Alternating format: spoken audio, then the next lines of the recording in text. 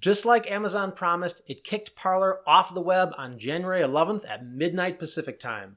And as expected, Parler followed up with a lawsuit and filed for a temporary restraining order, forcing Amazon to restore Parler's operations. The issue is fully briefed and we are waiting for the order. Here is what is probably going to happen.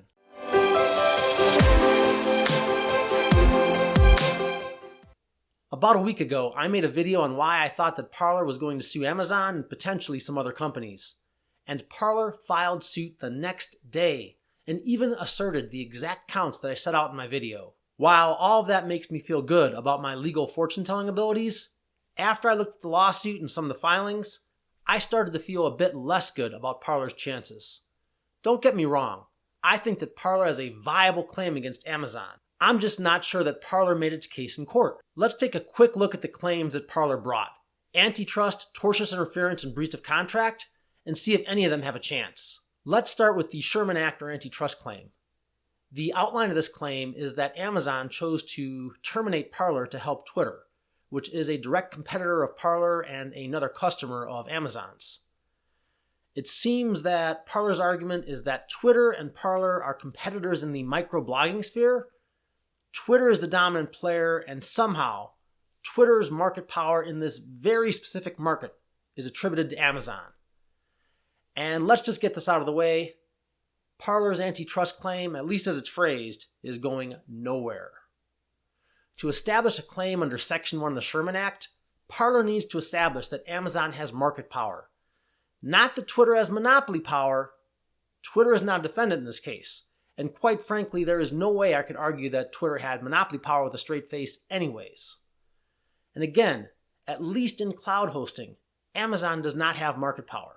Amazon may be the largest player in cloud hosting, but it only has about a third of the market, at least based on what I found online. Other major players include Microsoft Azure, Google Cloud Platform, Alibaba Cloud, and Rackspace. Without market power, there is no antitrust claim against Amazon.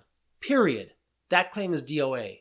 Plain and simple, if Parler is looking for an antitrust claim, it sued the wrong company. The tortious interference claim is a bit different. It's a real claim.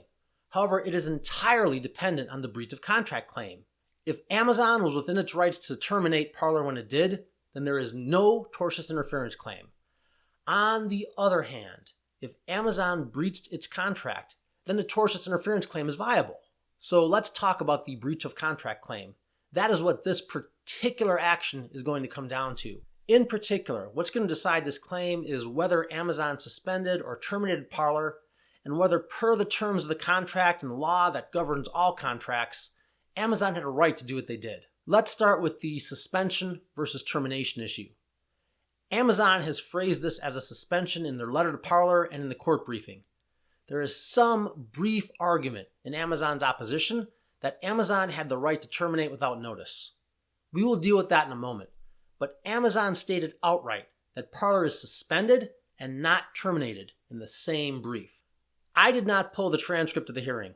However, I am certain that the judge asked Amazon's counsel how this could be a suspension, which under the terms of the agreement is temporary, if Amazon is already telling Parler that it would be happy to assist them in migrating data off of Amazon servers. I suspect that Amazon's counsel replied with a response something like, Amazon has no duty to reinstate a suspended service, or a suspension can be of any length at Amazon's discretion. On top of telling Parler that it would help Parler transition its data to new servers, Amazon also told Parler that there was nothing Parler could do to get back on Amazon servers. Accordingly, this was not a suspension. It was a termination. You can never be sure how a court is going to rule, but I feel pretty confident that the court will find that Amazon's action was a termination and not a suspension, at least in this case. So now we get to the real issue in this case, which is whether Amazon had the right to terminate the agreement. Amazon points to Section 7.2b2a, which says that they can terminate the agreement if they had the right to suspend the agreement under Section 6. Amazon then discusses two sections of Section 6, Section 6.1a1 and Section 6.1b. Section 6.1a1 says Amazon can suspend if Parler poses a security risk to the Amazon service or any third party. This language is intended to prevent a user from hacking Amazon or from hacking a third party using Amazon servers. Amazon is attempting to stretch the word security into something that it does not mean in this context. Amazon loses on 6.1A1. 6.1B is a lot more interesting. It says that Amazon can terminate Parler for almost any breach at any time. What I've heard from other commentators is that this section gives Amazon the right to terminate Parler, period, if any of the content that Parler hosted was illegal or even questionable. What those other commentators, at least the ones that I watched, are missing is the covenant of good faith and fair dealing. They're probably missing it because Parler's counsel never raised it. We'll address that in a bit. Nonetheless, every contract, including those governed by Washington state law, has an implied covenant of good faith and fair dealing. What this covenant means is that the parties to a contract must cooperate with each other so that they each may obtain the full benefit of the performance, even if the parties have different requirements under the contract. Now, Washington state adheres to the Restatement of Contracts Second, and Section 205 of the Restatement expressly states that it is a violation of the covenant of good faith and fair dealing if a party abuses discretion granted by the contract. Is there any evidence that Amazon abuses discretion when performing on this contract? I would not have brought it up if there was not. At the time of the termination, Amazon hosted both Twitter and Parler. I can state from my own eyes that within 48 hours of Amazon terminating Parler, there was as much questionable content on Twitter as there was on Parler. I'm not getting into specifics, primarily because I don't want to repeat any of the disgusting content here, but Twitter was absolutely loaded with bad content, including what was clearly attempts to organize violent protests. There was definitely equivalent content on Parler, but at least from what I saw, it was not any worse. However, Amazon terminated Parler and did not terminate Twitter. It treated one of its customers completely different than the other. That is probably an abuse of discretion and a violation of the covenant of good faith and fair dealing. Now, there is a problem. Parler did not argue in any of its briefs that there was a violation of the covenant of good faith and fair dealing. Parler never acknowledged Amazon's right to suspend for basically any violation of the contract and never argued why that would not apply here. And Amazon's attorneys wisely gave that argument a wide berth. That leaves Senior Judge Rothstein and her clerks to essentially play go fish, and by that I mean invent arguments that were never argued by the parties. I don't know any judges that like to play go fish. Often a judge will decide the case on the arguments before them, and on that basis, Parler is going to lose. One thing I have not discussed is the test that Parler must pass to obtain a TRO. To obtain a TRO, Parler has to show 1, a likelihood of success on the merits, 2, that it is likely to suffer irreparable harm if no TRO is granted, 3, the balance of equities tips in its favor, and 4, a TRO would not be against the public interest. We already discussed likelihood of success on the merits.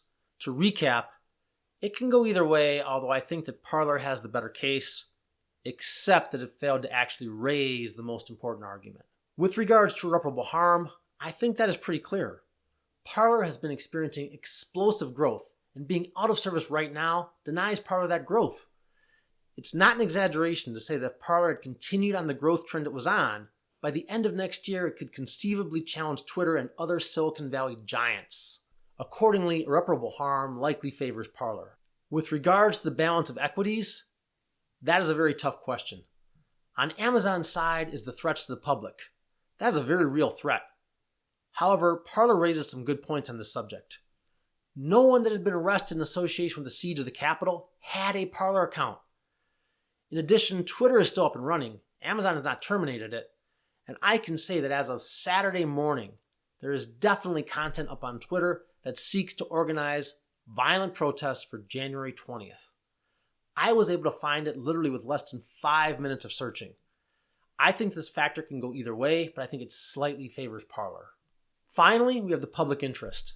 The argument here is very similar to the balance of the equities, despite the protestations of Parler's counsel. Essentially, it is the safety of the public versus having Parler available to users when Twitter is as well. And again, I think this point slightly favors Parler, although it is a close call. That brings us to the ultimate question. Will Parler actually get a TRO and be online this week? No. I think Parler had a good shot, but Parler included a ridiculous antitrust claim and failed to develop the breach of contract claim properly. I expect the court is unwilling to play go fish on Parler's behalf. Accordingly, I expect this court will issue an order denying the TRO without prejudice, meaning that Parler will be able to renew its arguments. After the inauguration, I expect that Amazon will rescind the suspension, mooting this case, and Parler will come back online and move its data elsewhere. Those are my thoughts. I would be very interested in hearing yours, especially if they differ, or if you disagree with any of the analysis I set forth. And if you found this video entertaining or you learned anything, a like would be very much appreciated. If you're interested in more content like this, please feel free to subscribe and turn on notifications. It really helps the channel out a ton. Take care of yourself and your loved ones during these trying times. Stay out of DC and have a fantastic day. Bye-bye.